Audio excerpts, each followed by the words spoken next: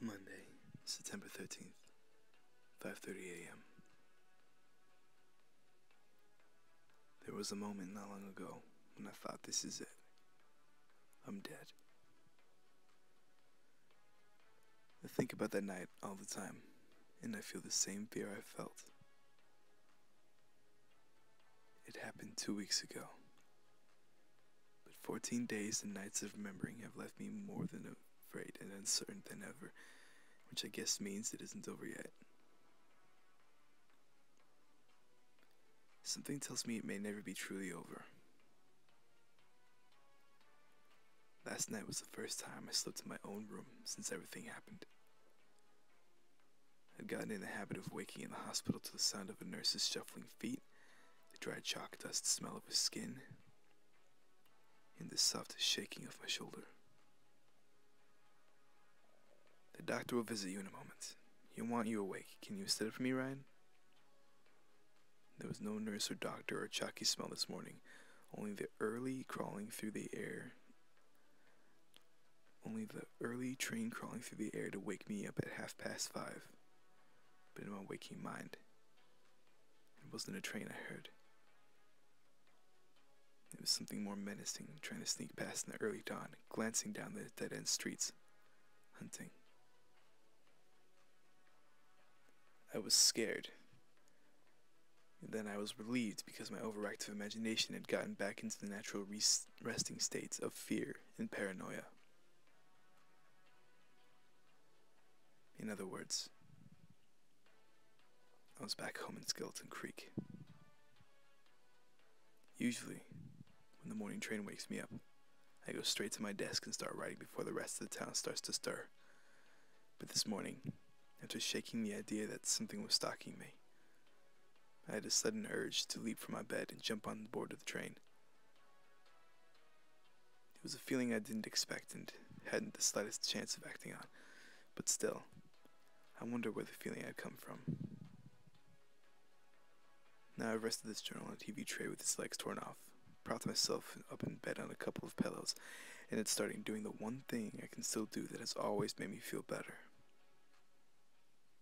I began to write about that night, and all that comes after.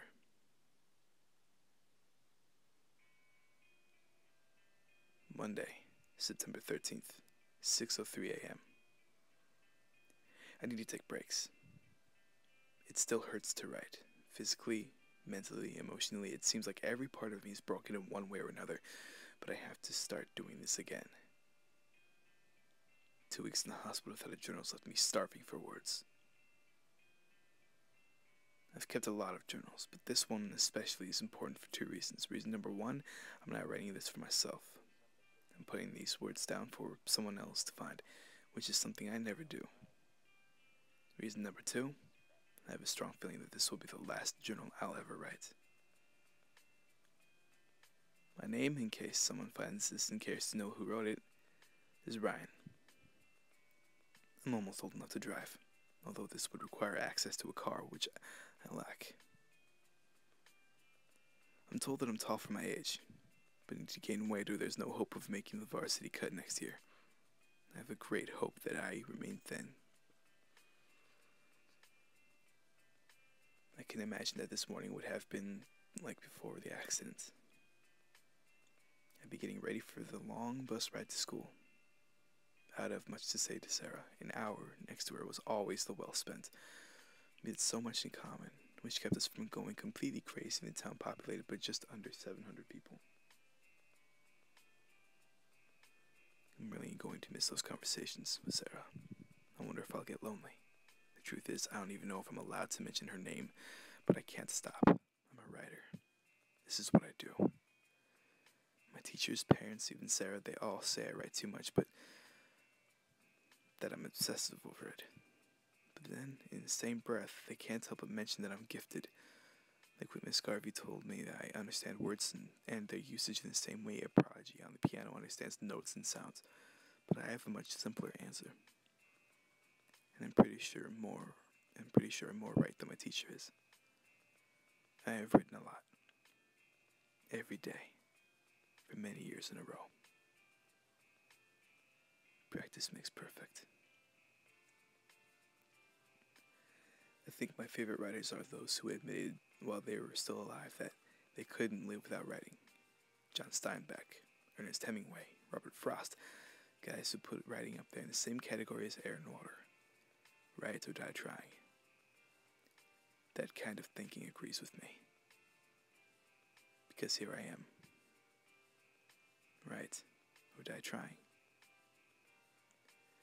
If I turn back the pages in all of the journals I've written, I basically find two things: scary stories of my own creation and the recording of strange occurrences in Skeleton Creek.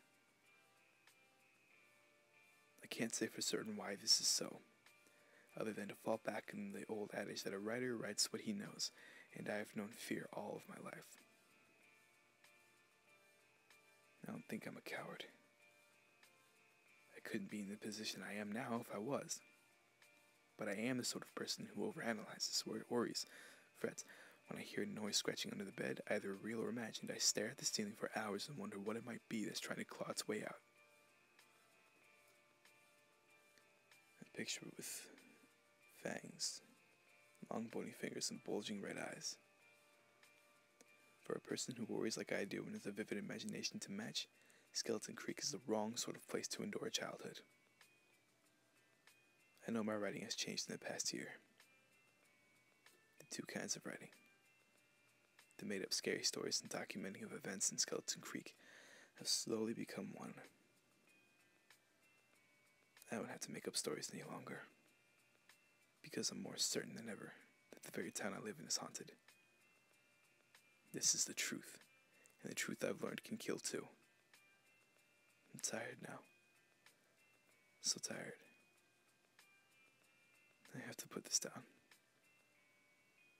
even if I can't stop thinking about it.